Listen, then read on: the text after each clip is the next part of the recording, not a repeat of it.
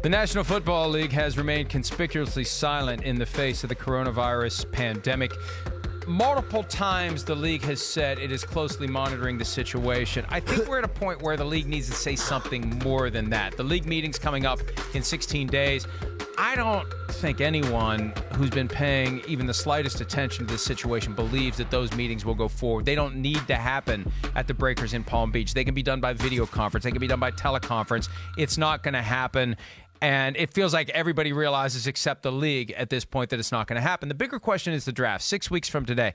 And I'm not saying they need to make any definitive statement about what they're going to do with the draft, but they need to say something about it. They need to say what we're doing. Mark Davis is the only one who has said anything. And it's just what Mark Davis said was enough. If the league had just said that, it would be heartening, because you just wonder, what the hell are they doing? Yeah. What are they doing? You can't go hide under your bed here. You got to show leadership, because, Chris, as you aptly said last hour, there are people out there who take their cues from the institutions that they patronize and that they follow. And if there's some guy who's in denial in New Jersey about whether or not this is really a thing, and they see the NFL taking it seriously, and they're a huge NFL fan, maybe they start taking it seriously. Right. So it's about our institutions showing leadership, and I credit Mark Davis for breaking the silence there. Yeah, seriously. But I'm waiting for the NFL to say something. And I'm not saying pull the plug on the draft, but I'm saying let people know that the plug may be pulled on the draft.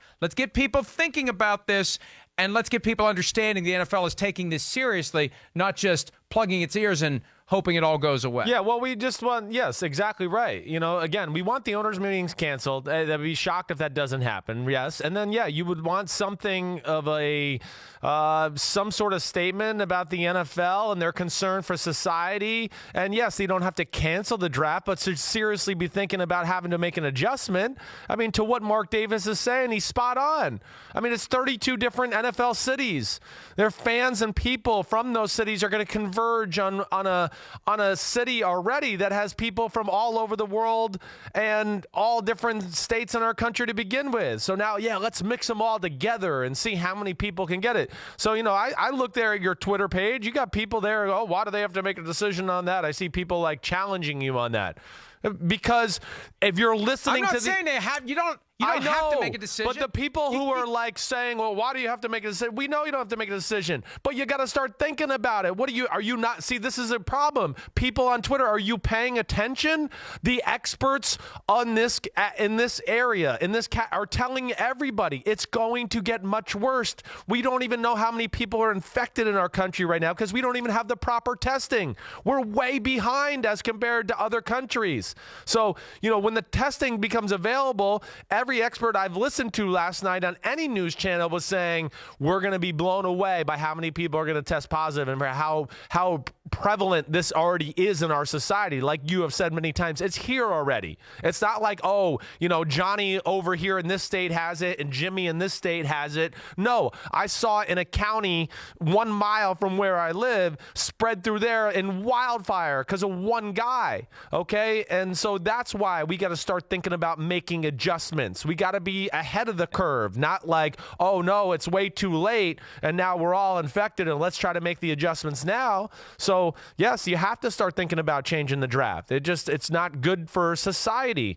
And I know they don't have to make a definitive statement, but they're crazy if they're not starting to sit in the meeting room and start having these conversations.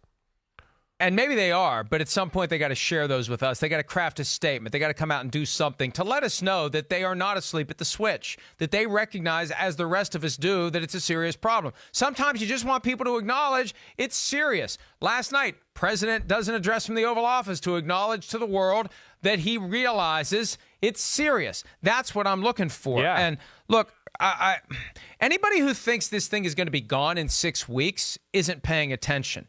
It ain't going to be gone in 6 weeks. 6 weeks is a blink of an eye as it relates to this pandemic. Hopefully it'll be gone in 6 months.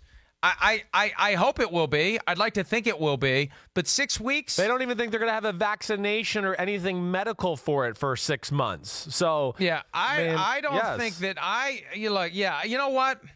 I'm not saying it's time to announce alternative plans for the draft, but the more I think about this, and maybe this is just people working through anger, denial, bargaining, depression, and acceptance, because God forbid they don't have the draft out in front of 100,000 people that we can see how impressive the Las Vegas Strip looks. I think that. Yeah. I think the experts already would tell you 6 weeks from now isn't going to be a good time for 100,000 people to be pressed together in Las Vegas. Where would you do it? Just to have that conversation. Like, I know we got to do it somewhere in a closed area. I mean, I'd still want to see something somewhat cool, and maybe I know it's got to be intimate. Can Roger Goodell be on the top of the Freedom Tower and we do it from there in New York City, or on the top of what's really essential, right? I know, right? What do we really need? It's a TV show. I know. And, you're right. It doesn't even need to be a TV show. It doesn't. It doesn't. We could get text alerts as to who the picks are, but they can come up with something that is a contained, safe environment. They can make it look good on TV, and people are still going to watch it in the millions, because ultimately it's about who your team gets. It's not what the background looks like. We'll be right back. Hi, I'm Mike Tirico, and thanks for watching. Make sure to hit subscribe for the latest news and highlights from NBC Sports.